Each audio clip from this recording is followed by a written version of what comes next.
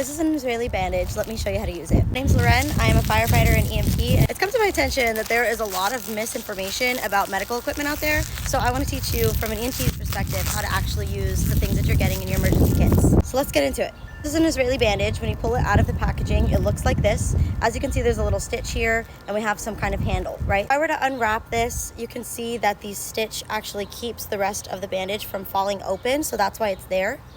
It's really helpful for whenever you have to do this with one hand or in case you have to do this on yourself. Just keeps everything sterile. Also, as you can see, when you open it, it's gonna have this padded area, and that's the part that you're gonna actually be putting on top of the wound. Speaking of the wound itself, the types of things you're grabbing this for are things that are gonna need pressure. For example, gunshots, big slices, things like that are bleeding a lot. I think anything that you're gonna need to apply pressure to. So here's how you would actually apply it. Let's say that there is a wound right here. I'm going to take my bandage and take the padded part and place that right over top of the wound. If you want, you can actually use this as a marker to where your wound is, and you are going to wrap that around one time. So you're going to wrap around the wound one time, and if this is not you, you want to be wearing gloves, of course. And as we wrap this around, we want to be making sure it's tight enough to hold pressure, because that's what this is designed to do. That being said, anytime you want to wrap an extremity, you want to check PMS first. So if you can, see if they can wiggle their fingers, see if they have a pulse to the extremity, how strong it is, get a really good feel for it, just to get an idea of the status of the limb before you actually wrap it. That way you can have something to compare it to after you're done wrapping. Back to this, we've wrapped around once. We're going to wrap through this piece, and as you can see, it has these little teeth, right? So here we go, through the piece, and it'll pinch down the middle like that. And what we're gonna do is we're gonna utilize these teeth in order to keep that in place. So you're starting going one way, and you're gonna pull back to keep the pressure on the wound, like this. As you do that, you're gonna notice that the teeth are going to cause the handle to flip backwards, and you're gonna push pressure. And you'll notice this piece comes up. That's how you know you got it on right. This will pull tight. You feel it pulling tight to you? Okay.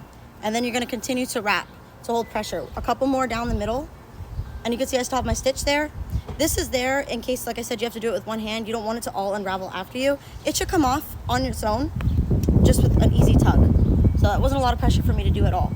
And then you're going to wrap around, and then you can start going one over to the right, one over to the left, just to really make sure that the wound is clean and it has enough pressure being held down on it. You don't want to put so much pressure that you're losing your PMS that you checked earlier. So let's say we keep going, right? We're wrapping the wound, and we're going to get all the way to the end piece, and we'll end up with this part right here. These little clippies are designed to just be able to stick in to either side of the wrapping that you have. And you can do the last wrap here, or you can go up to the top and click there. It's kind of just up to you.